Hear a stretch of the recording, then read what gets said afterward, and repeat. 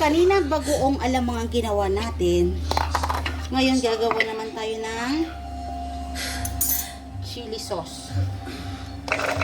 Chili garlic sauce. Ba tawag doon? Ganon. I-blend muna natin ito. Para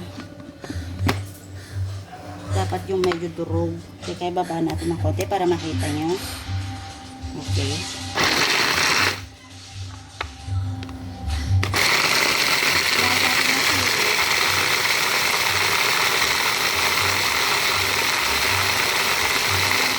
Yan. Tapos, okay na siguro yun.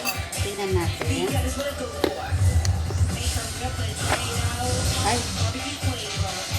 Hindi pa. Alam niyo, mas gusto ko yung durog.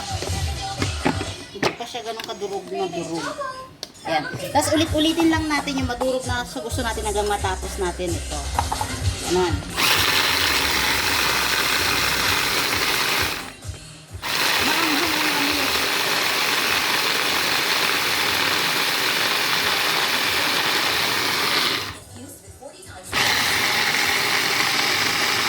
Yan, tapos ulit-ulitin lang natin. Ikaw yun. Babae nakabangga ko. Yan. Patawarin mo ako. Huwag natin punuin masyado para ano. Mas 2 taon na. Para makahinga yung mga sili natin. Tapos yan, ulit-ulitin lang Okay ka na natin. ba? Baka makatulong ako. Aayos lang ako tulad mo. Pagkatapos natin durugin lahat ng sili, i-blend. Ayan. 1 kilo yan eh. Ito namang bawang. Next naman natin ito yung bawang.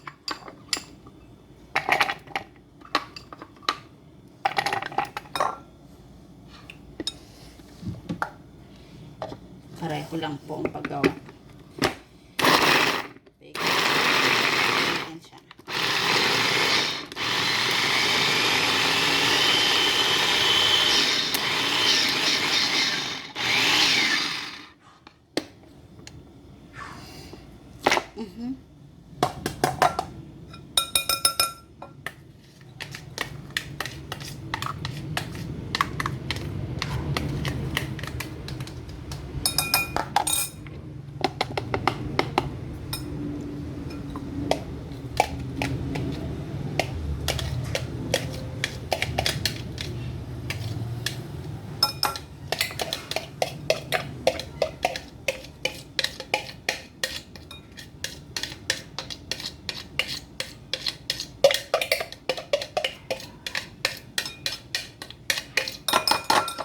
Yan, tapos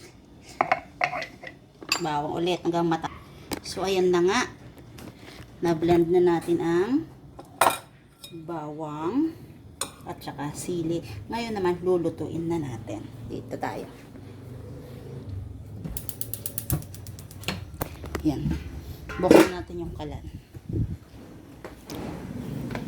Dito tayo, guys. Ngayon pa natin siya lutuin. Yan, binuksan ko na. Antayin natin uminit yung mantika. May mantika na yan kasi kanina. Kasalang na. Lagyan natin yung mantika. Tapos, pag mainit na yan, lagyan natin yung... Ayun, nahin natin lagay yung bawang. Ngayon na.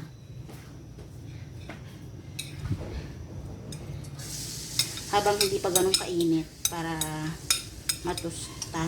Pero dapat mahina lang yung apoy. Kamayin ko na parti sayang yung mga nakadikit. Nabuhos naman po ako kanina ng kamay. Parang kulang yung mantika natin, dagdagan.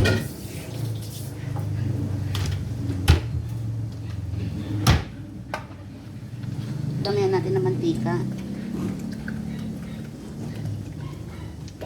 At pala lumulutang.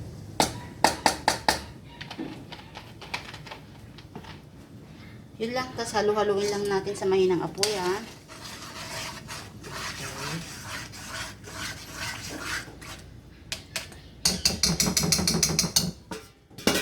Yan. Hayaan lang muna natin. Yan. Habang kulong-kulo na yung mantika, pinapakuluan natin yung bawang sa mahinang apoy. Lagay na rin natin itong sili. O, kasi nilalagay ko na yung sili. ano. Nako.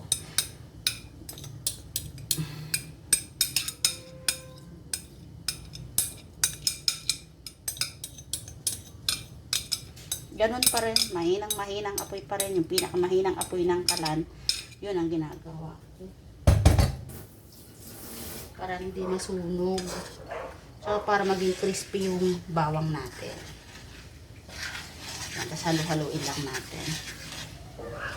Ay, medyo kulang yung mantika, kaya dagdagan ko ulit. Lakas ng mantika na ito. Medyo bitin. So, dagdagan natin. Tapos, pag nadagdagan natin ng mantika, ayan mo ulit siyang kumulo na yan ng kumulo. Siguro mga 20 minutes siya sigurong ganito. Basta mahina yung apoy.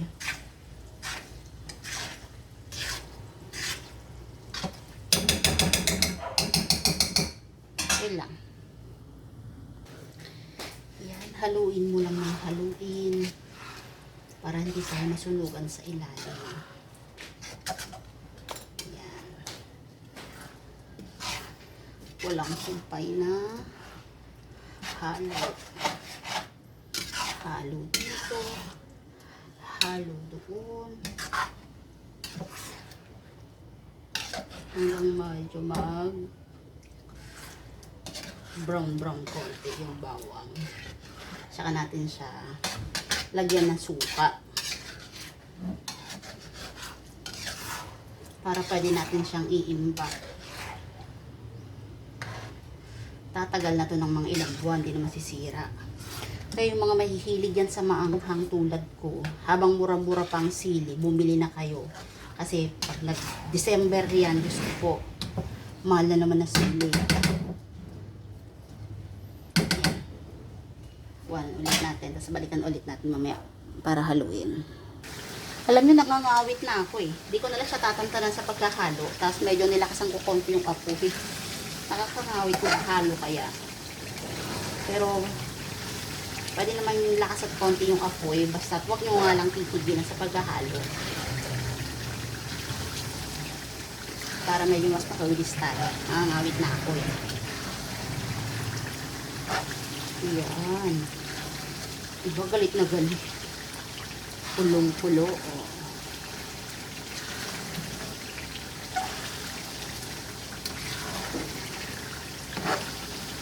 Yan.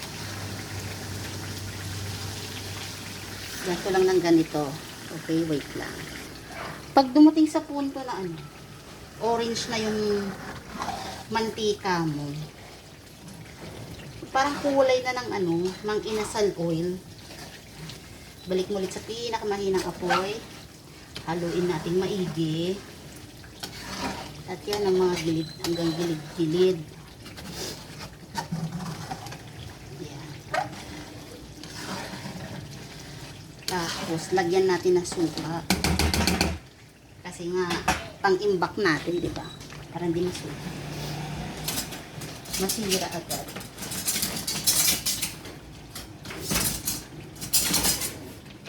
Para matagal masira, lagyan natin na suka. Yan. Tapos wag mo munang haluin. Antayin mong maluto yung suka.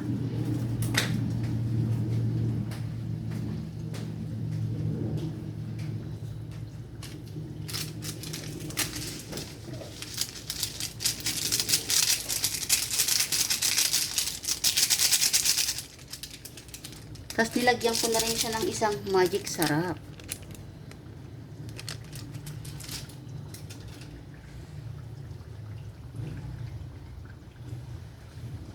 Tapos, bago natin paluto na yung suka, diba?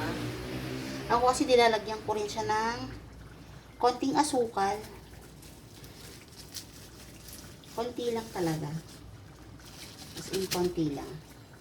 Mas mahina pa rin yung apoy, parang di madaling masunog. Kasi ang asukal madaling masunog, diba? Ayan, tapos antayin lang natin ulit.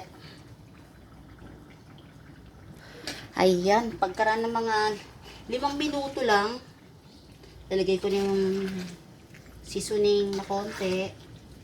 Tapos, asukal, suka, yan. Haluin na natin. Luto na yung suka, no? Tapos, antayin natin lumutang. Pag may nakikita na kayo lumulutang-lutang na yung bawang, patayin nyo na para di tayo masunugan, di mangitim yung luto. Huwag natin na sili. Pagit naman kasi pag maitim, di ba? Medyo i-brown lang natin to ng konti, tapos pwede na natin patayin. Antayin natin ulit. Yan, galit na galit pa rin yung mantika natin. Kahit sa mahinang apoy. Tapos lumulutang-lutang na rin yung ibang bawang. Pwede na natin itong patayin. Alam nyo kung bakit? Kasi kahit hindi pa talagang brown na brown yung bawang. Kasi mainit pa naman yung mantika niya. So maluluto pa mayan maigi. Pero pwede na natin siyang patayin. Tapos antayin na lang natin siyang lumamig. Tapos lagay na natin sa garapon. Yan. O tapos lagay nyo na sa cabinet nyo. Mapapakinabangan nyo yan ng ilang buwan. O, yun lang po. Maraming salamat.